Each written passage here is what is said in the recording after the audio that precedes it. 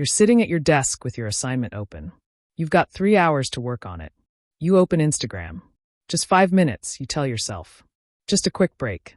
45 minutes later, you're still scrolling. You didn't even notice the time passing. And now you feel worse than before because now you're stressed about the time you wasted and you still haven't started the work. This happens every single day. You know it's going to happen. You tell yourself it won't happen this time. And then it does. Again. And the worst part is that you're not lazy. You're not undisciplined. You're not lacking willpower. Your brain is literally being hijacked by an app designed by people whose entire job is to make it impossible for you to stop scrolling. This is called the attention economy. And you're not losing focus because you're broken. You're losing focus because your phone is literally more interesting than your assignment. And that's not a personal failing. That's biology. Here's what's happening. Your brain is wired to seek novelty and dopamine. Novel things are interesting.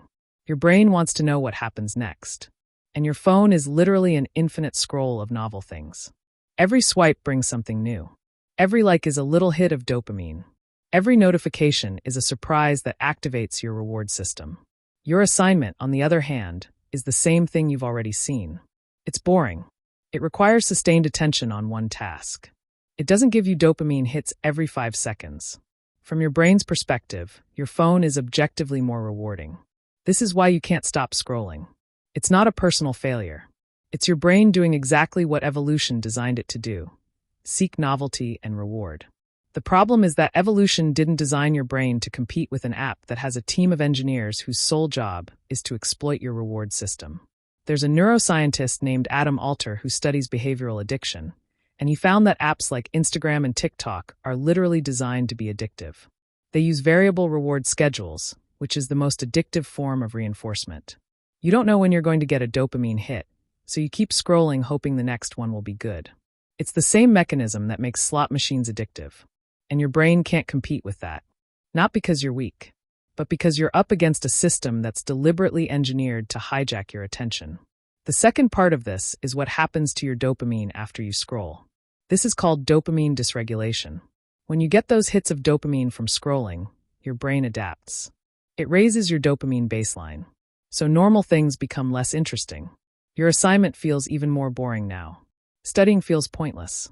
Even things you usually enjoy feel less enjoyable. This is why after you scroll for 45 minutes, you're actually worse off than before.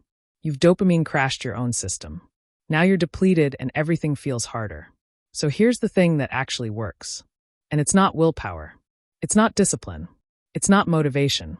It's friction. Friction is the effort it takes to do something. Right now, the friction to open Instagram is basically 0. It's literally one tap. The friction to start your assignment is high. You have to open a document. You have to think about what you're going to write.